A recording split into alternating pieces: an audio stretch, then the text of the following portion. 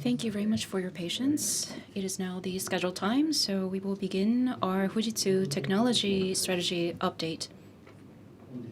Thank you very much for taking the time to join us today.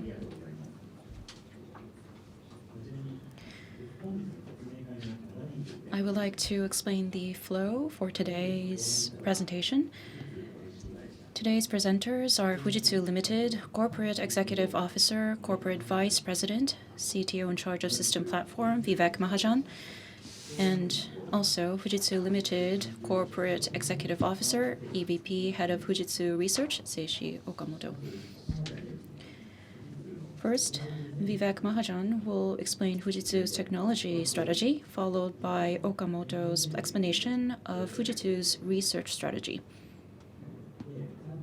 After the total 35-minute presentations, there will be about 25 minutes for Q&A, and the update is scheduled to end around 11 a.m., followed by a demo tour at a separate venue. Regarding our investors and analysts, you will proceed to the demo tour venue after the Q&A session has concluded around 11 a.m. For the media participants, you will move to the demo venue after the photo session post-briefing. The event will be moderated by myself, Saito, from the Public Relations and IR Office. Vivek will now first present on Fujitsu's technology strategy. Vivek, the floor is yours.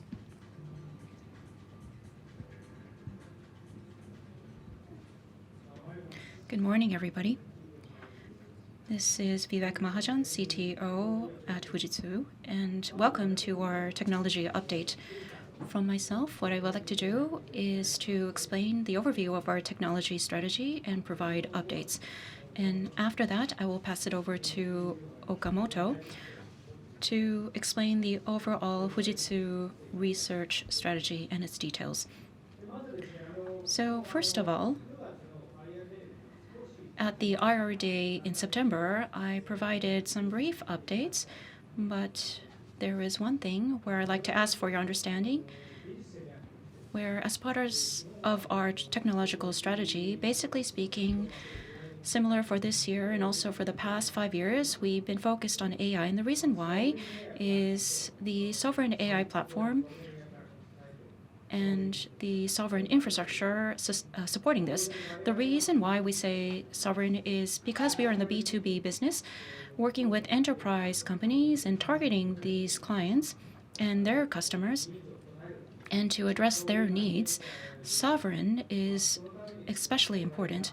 And for this, for the platform overall, from network to the software stack, to be responsible for this end-to-end, this has been our core strategy. And now to the question of what is sovereign. There are many different definitions depending on the person, but what's most important for us is security. When it comes to enterprise companies, security and data security,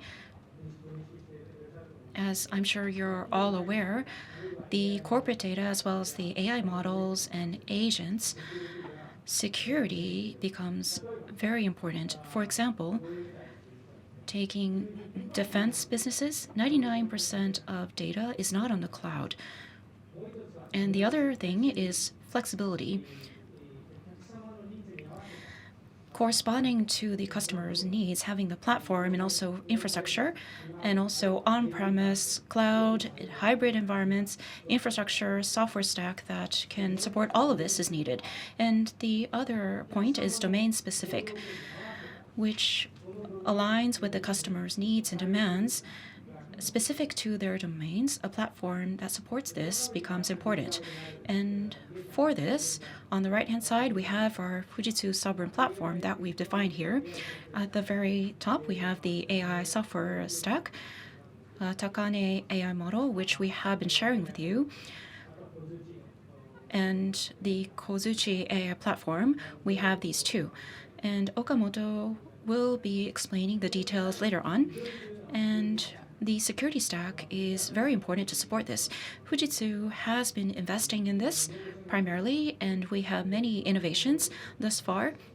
So AI LLMs as well as the Kozuchi and Kozuchi security, we have our security stack that is supportive of all of this for our software stack. And supporting this too is computing. I'm often questioned, Fujitsu, are you in software or hardware or network? We see this as a comprehensive solution. So it doesn't matter hardware or software.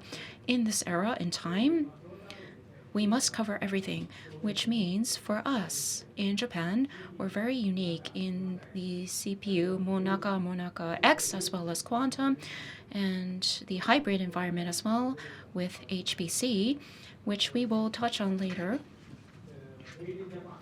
which is made in Japan. These made in technologies in Japan is really important, and also the network stack. In order to realize this AI world, software computing network, we need these three. As you are very well aware, NVIDIA has invested in Nokia, and as we heard in today's announcement as well, in their investments, we see all of this happening. Therefore, we have been investing in this strategy for a while. Now, regarding Fujitsu's AI strategy, I'm often questioned, what are we going to do in AI? Obviously, we have the AI Kozuchi platform, which we have explained from before, but there are 2 points.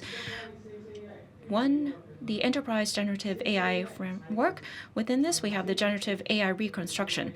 The other day, the quantization, the AI single bit quantization, we've announced this first time in the world, and this is really important to us, where the LLM model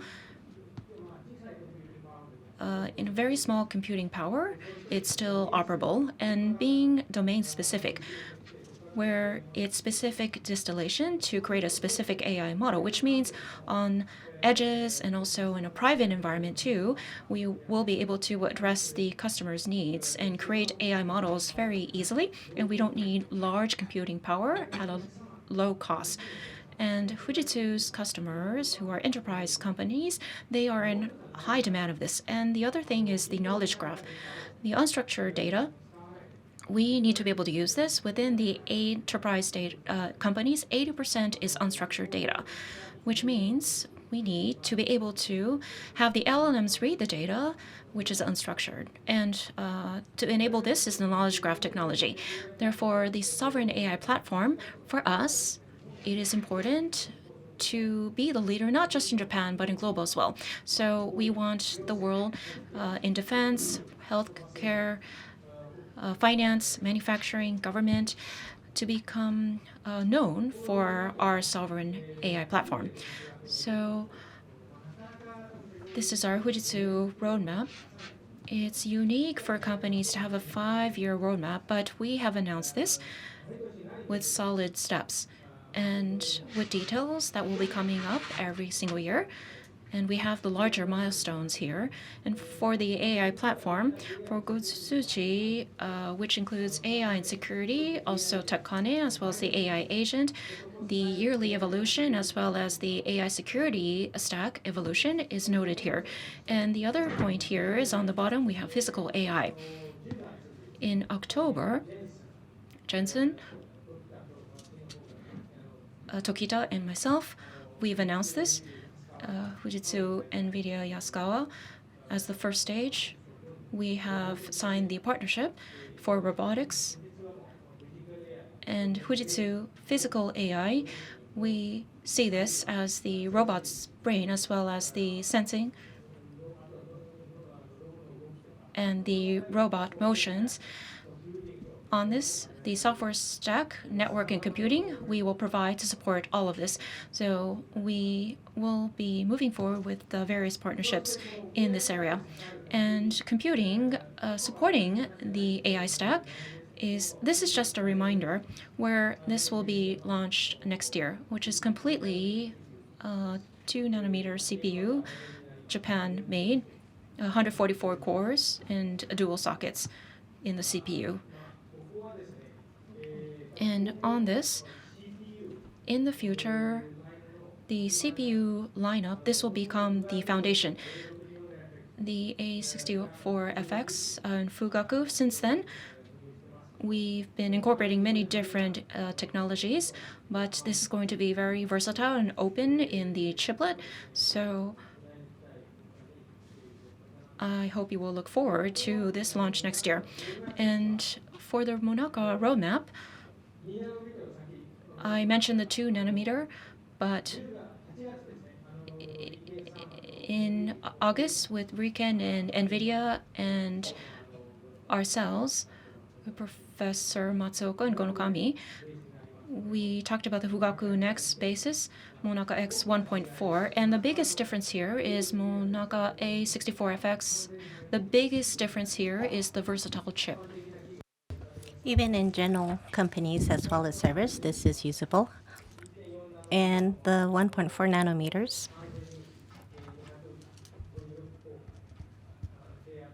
will be 256 and 128, and NPU will be added in this new version.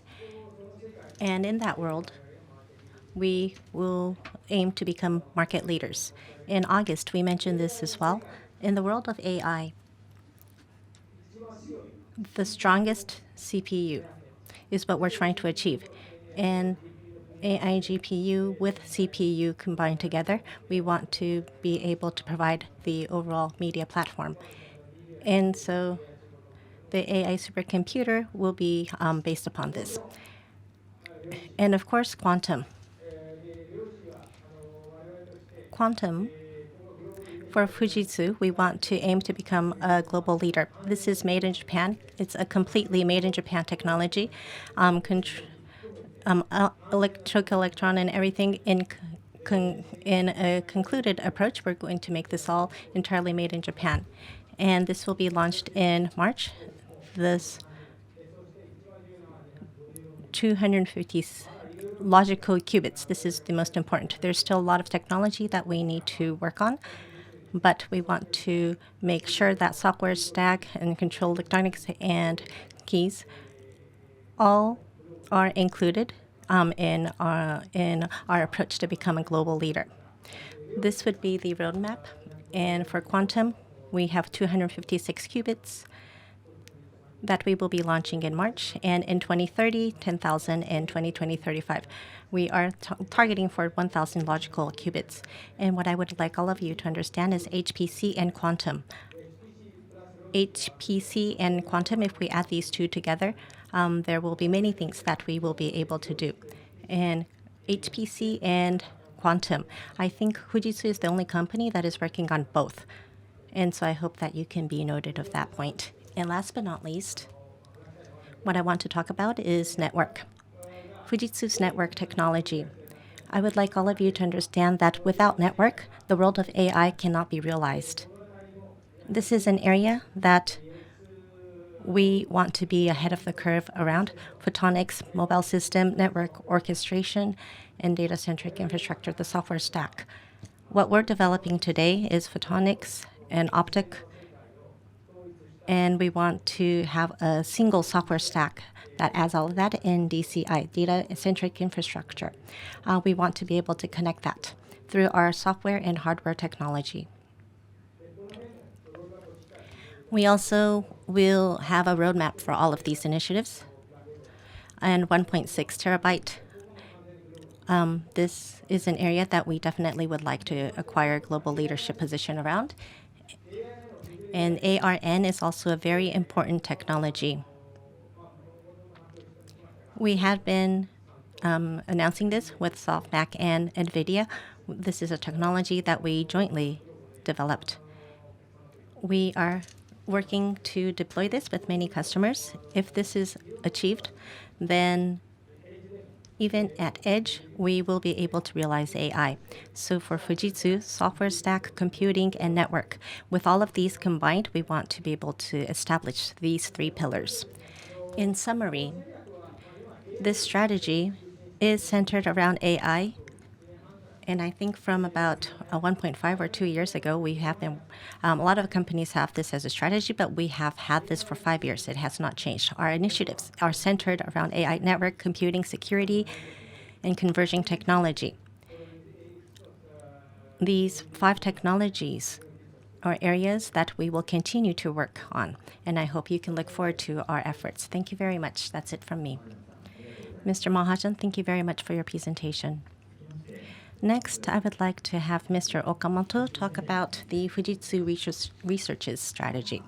Okamoto-san, the floor is yours.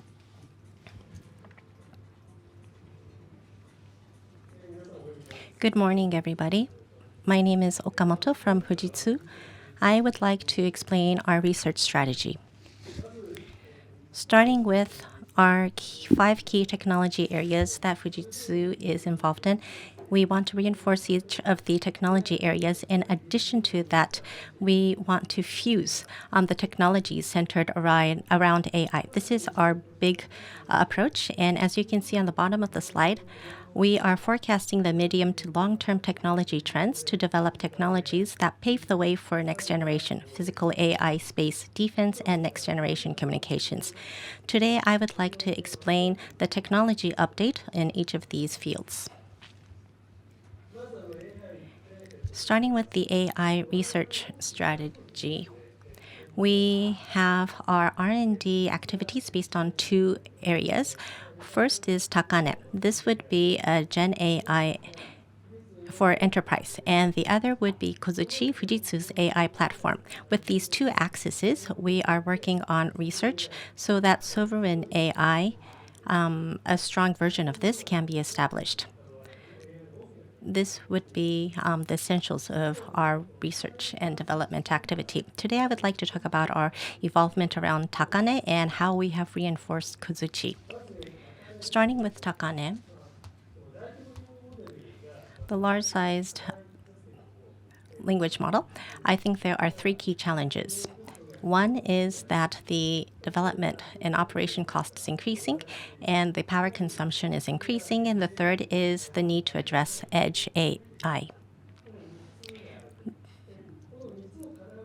To solve these challenges, it will be requirements for us to achieve a very strong sovereign AI. We have been working on technology to be able to address these challenges. Today, I would like to talk about the generative AI reconstruction technology. One is quantization, and the other is specialized AI distillation. The Gen AI that is generally used is expressed with 16 bits. That's what we can say in general. And the 16 bits, if we lower this to 1 bit, we have been able to achieve this 1-bit quantization. This is what we call the single-bit quantization technology. The Gen AI model, when we compare with the one using 16 bits, the accuracy retention rate for the single-bit quantization is 89%. The processing speed is 3 times faster, and 98% of power consumption can be reduced, as well as the GPU cost.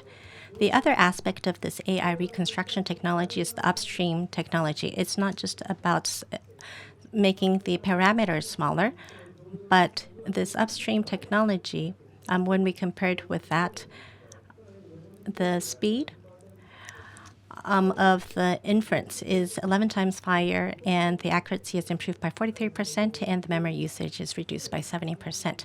So the accuracy is elevated through the reduction parameter of size of 1 out of 100. And this quantum technology can be used not only in a limited area, but it is very versatile. And so we would like to release the single-bit quantization technology as OSS. Next, I would like to talk about the Knowledge Graph Enhanced RAG. This is what we have created. This is not internet data. This is using work data or enterprise data or domain data. And it's really about embedding this into generative AI. This is becoming a key issue. As you can see here, we are number 1 in document search with charts and tables. And as a graph RAG, Microsoft Graph RAG, if we compare it to them, the speed is 50 times higher. And the knowledge graph itself is operated, and we're also making self-improvements through context and execution results. We are trying to deploy this in various areas.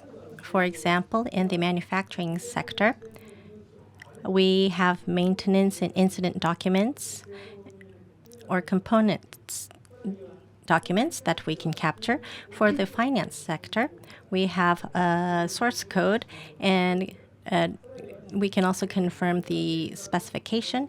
And for healthcare, we can create a knowledge graph based on electronic health records. So these are deployments that we are working on at the moment. Next, I would like to talk about the enhancement of our Kozuchi AI platform.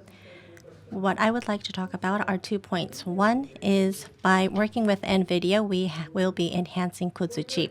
As you can see here, NVIDIA, NIMO, and NIM. These are the software stacks that NVIDIA has. We're going to integrate this into Kozuchi so that we can enhance the accuracy as well as enhance automation. Fujitsu Monaka can also be combined so that NVIDIA GPU and NVLink Fusion can provide global standard secure AI platform. Regarding Kozuchi, there's one more point. In that it is strengthening Fujitsu's IP. The first is on the AI security area, addressing vulnerabilities in the LLM.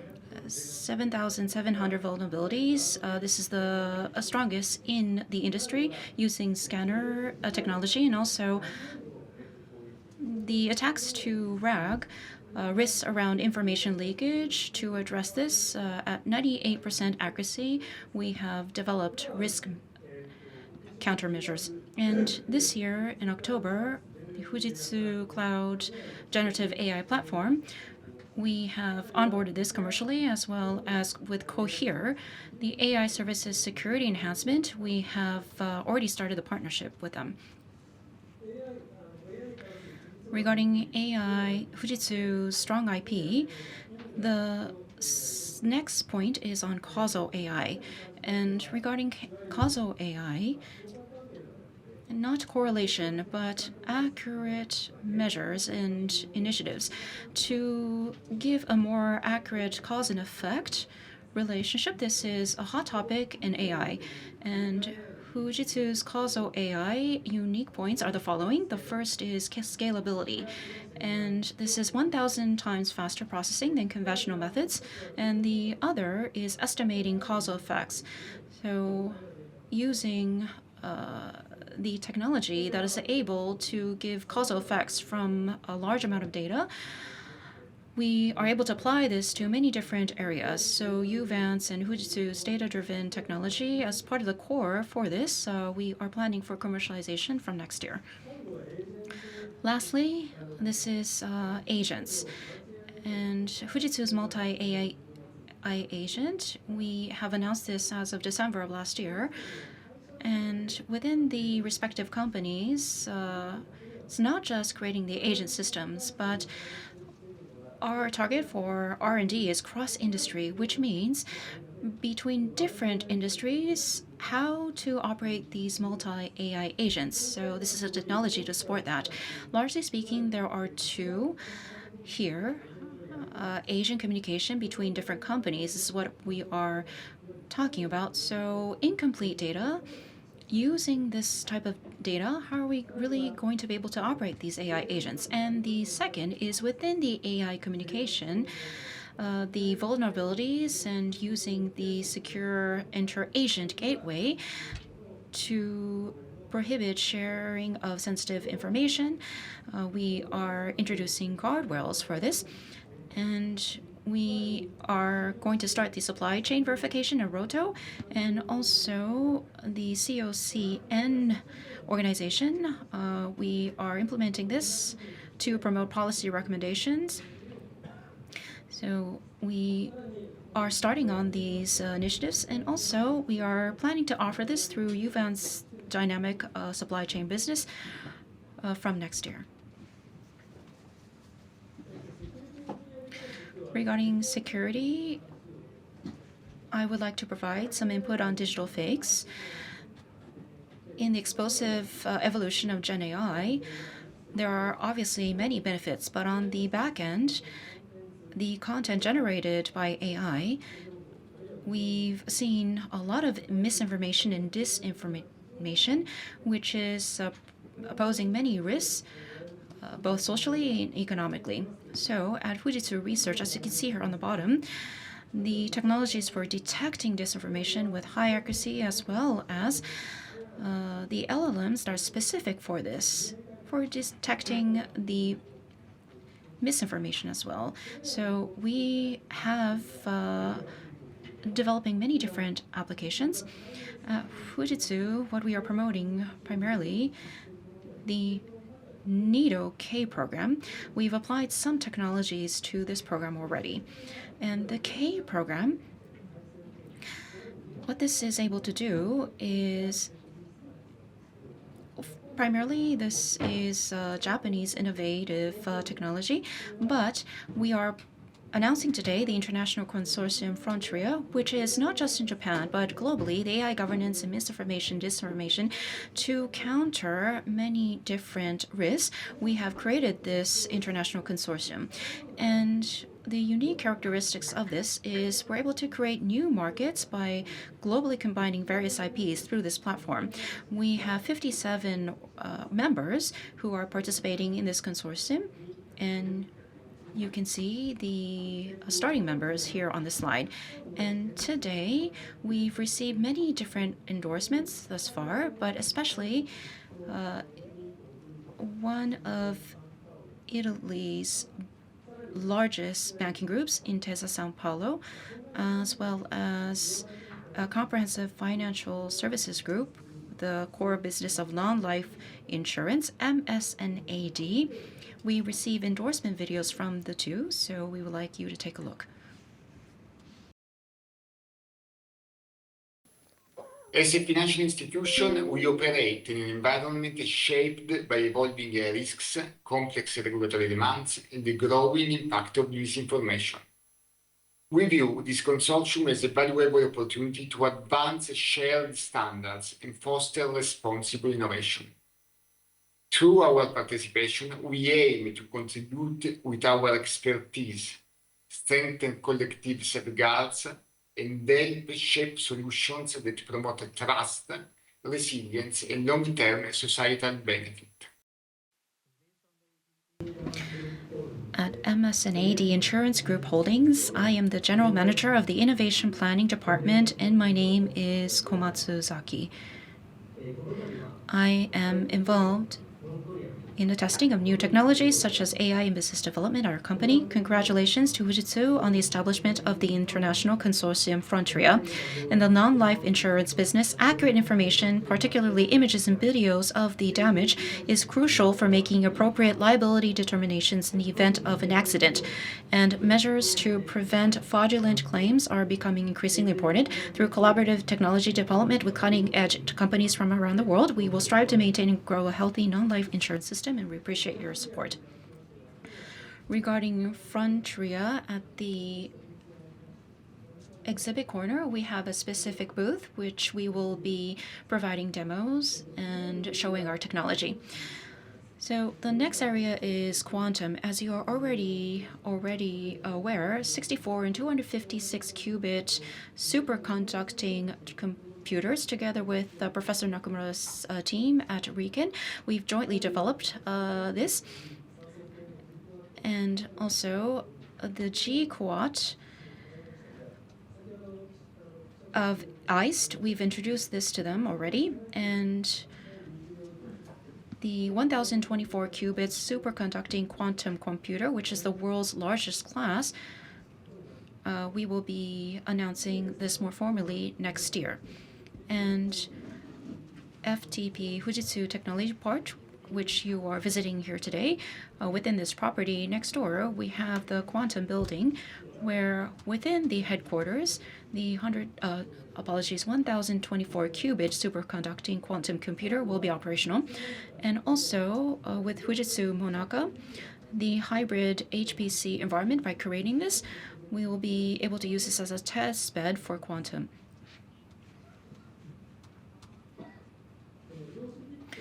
Regarding the qubits, making this more large scale, what is really important in the commercialization is, as you're aware, the quantum error correction technology. So between the logical qubits and the operations between the qubits, through a unique gateway, becomes very efficient using the evolution of the star architecture, which we have announced. And as one of the biggest updates recently, we have two. One, which is a more with a comparison with more standard technology, we're able to succeed in the computation speed by more than double and reduce error occurrence probability to 1/6 or less. And also in the quantum area, breakthroughs in quantum technology to pursue these breakthroughs, the crucial part is developing use cases, and this is a very big theme for us. And as you can see here, we have materials, drug discovery, finance, manufacturing, and robotics included machines. And we are aiming for many different use cases to seek breakthroughs. So at the demo booth, we have in the materials area as well as on machines related to robotics, we have a demo that we can provide to you. So we encourage you to take a look. And Fujitsu Monaka, we are currently in development. And Fujitsu Monaka X 1.4 nanometers using this semiconductor CPU and NPU. As you can see here, Fujitsu Monaka X CPU version. What this is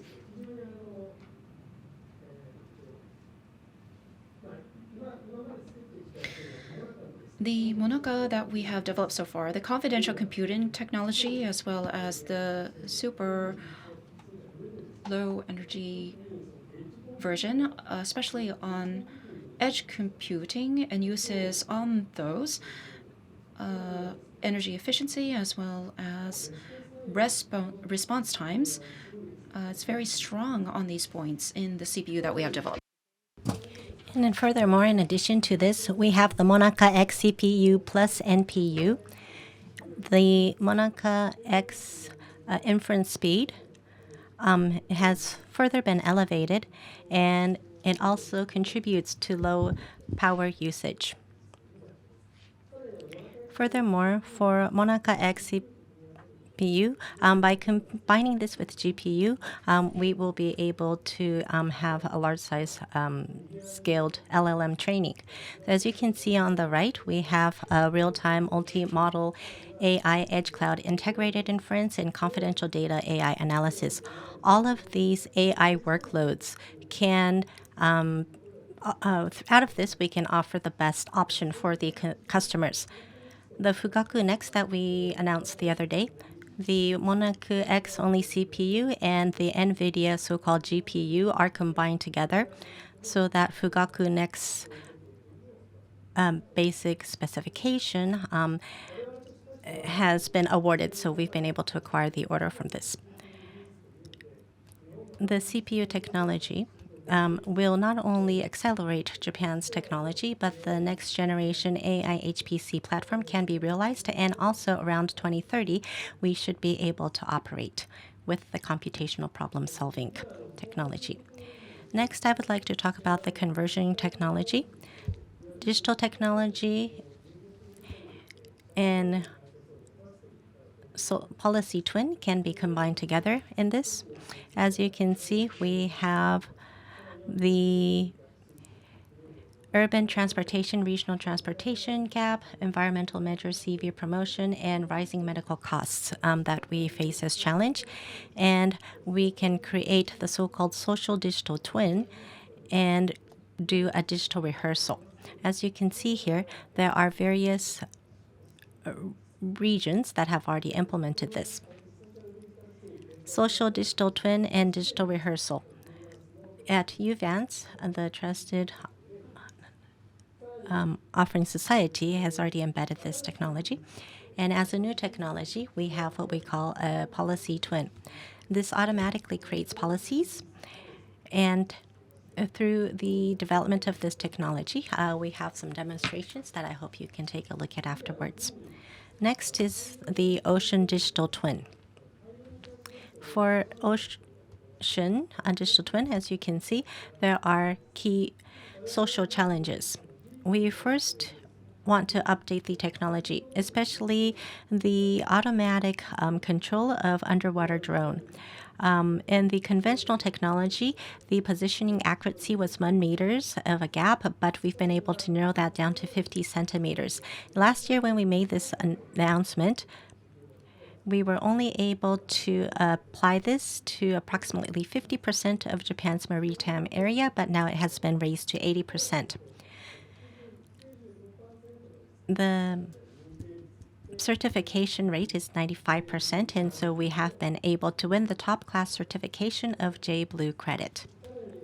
Furthermore, not only do we want to see and observe, we want to be able to figure out the seagrass bed creation so that we can help reduce CO2 emission.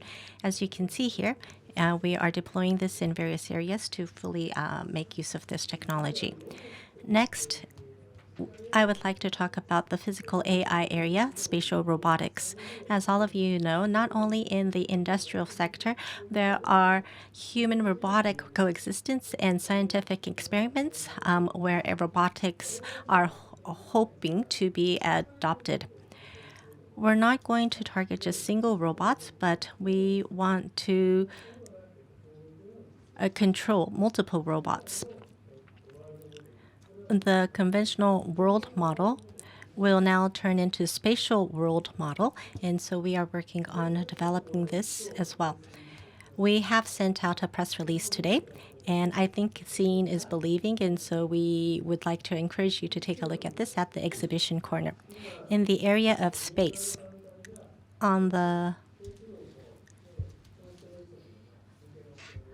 left, we have here that there are a lot of private companies that are launching these satellites, and we would like to contribute in the spatial area as well. Satellite data platform technology. So it's about processing data with satellite edge computing. This is very important to have the data processing speed, and we have been able to reduce the power load to 1/3, and data transmission can be done within 10 minutes. This was the targeted time in the industry. The near real time has been achieved through our technology. Another point that I would like to mention is the resolution issue of the images. We have an AI technology of high precision, and we have a technology to sharpen the image by 225 folds. Not only satellite data, but we also want to integrate that to the industrial data to generate new value. This becomes key. We have the large-scale geographic information processing infrastructure to realize this in the future. This also is available for you to see at the demonstration corner, so please take a look at this. The last field that I would like to talk about is the defense and next-generation communications. The so-called material science and device technology are to be combined so that we can aim to realize a safe, secure, and sustainable society. One is continuous wide area monitoring system for defense and disaster prevention. Fujitsu's so-called 2-wavelength infrared sensor is to be developed for early social implementation. We would like to provide the world's top-class, high-sensitivity, high-resolution infrared sensor to ATLA. The other area is the power-saving wireless communication technology.